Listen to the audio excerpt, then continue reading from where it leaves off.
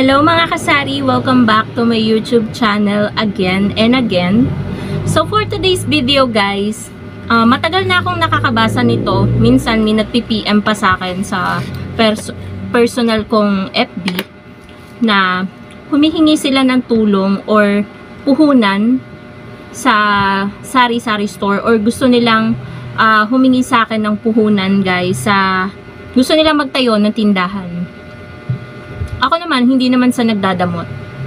Alam niyo naman bilang small YouTuber, hindi naman tayo kumikita ng malaki dito sa ating pagbablog.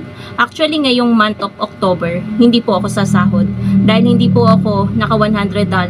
Wala po ako naipon na $100. Kaya, hindi po ako sasahod ngayong October. So, yan po yung dahilan kung bakit yung mga nanghihingi is hindi ko guys talaga nabibigyan. Hindi naman po ako mayaman para magbigay ng pangpuhunan sa sari-sari store.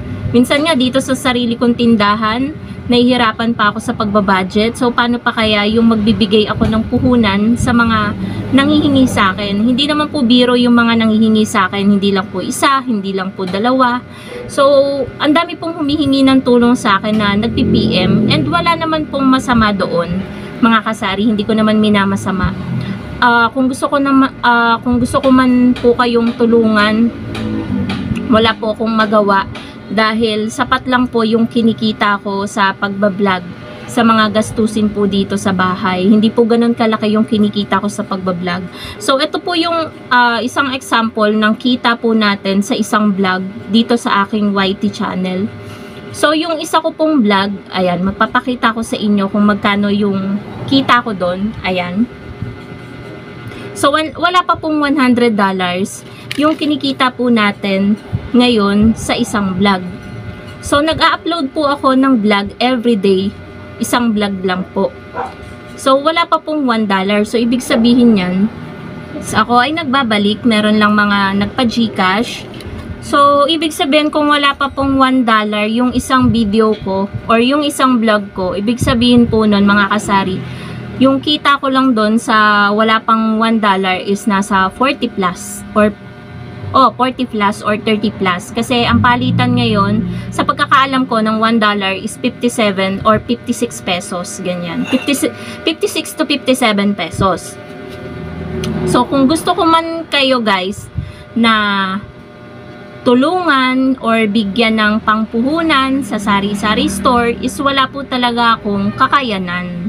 Sapat lang po talaga yung kinikita ko. Kaya kapag po nakakabasa ako niyan, minsan nga nasa message request pa, kapag nakakabasa ako ng ganyan, natatawa ko. Kasi hindi naman po ako milyonarya or hindi naman po ako kumikita ng daang libo sa pagbablog.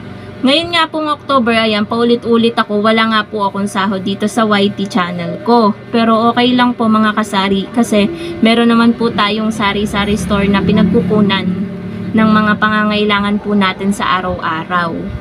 So, kanina nga po, mga kasari, meron ako nakita, ang laki ng subscribers niya. Ngayon lang ulit siya nag-upload after 11 months kasi nga, hindi na daw worth it ang YT channel or yung YouTube.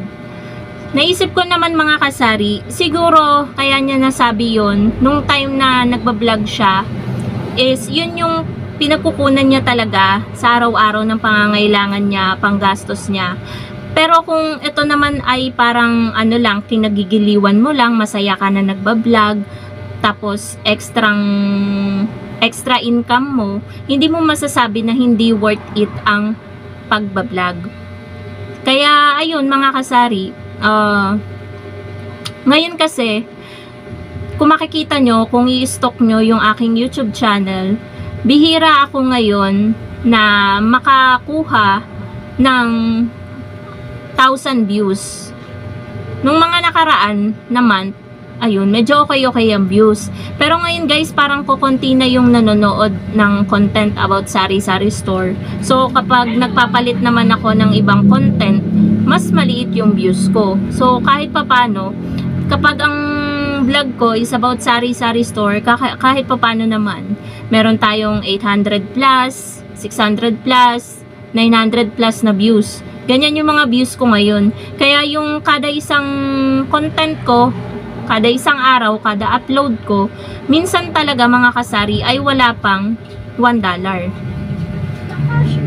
Magkano? Pagpasensyahan nyo na mga kasari at pahinto-hinto tayo kasi meron mga nagpapa-Gcash. Kaya ayun po mga kasari, dahil sa liit ng ano natin, ng views natin, hindi po tayo sumasahod monthly. Kesa guys nung last year, kahit papano guys, sumasahod tayo monthly. Pero ngayon guys, ilang buwan na tayong hindi sumasahod. Kumbaga, patlang-patlang siya kasi nga hindi natin ma-hit yung $100. Kaya pagpasensyahan nyo na po mga kasari ako sa mga humihingi ng tulong at nagpi-PM sa akin na humihingi ng pangpuhunan sa sari-sari store. Pasensya na po mga kasari at wala po akong sapat na kakayanan para kayo po ay matulungan sa inyong mga hinihiling sa akin.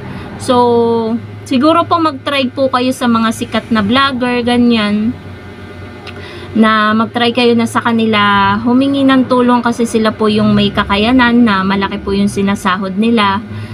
Lahat ng social media ano nila, meron silang sinasahod. Ako po naman ay hindi po ako nagbablog sa Facebook. Dito lang po talaga sa YouTube. Parang nakasanayan ko kasi ito guys. So, at dito na rin ako nasanay sa mga kung paano mag-upload, ganyan. Kasi sa Facebook is sobrang higpit sa Facebook. So, yun lang naman mga kasari ang ating vlog for today. About dun sa ano nga, mga nanghihingi ng pampuhunan sa tindahan or sa sari-sari store. And ngayong araw guys, ayan, konting update dito sa tindahan. Ngayong araw is medyo chill lang yung sales natin. Pati ang Gcash, kahit may sabong, ngayon is parang chill lang. Maya't maya may umaano pa, isa-isa, ganyan.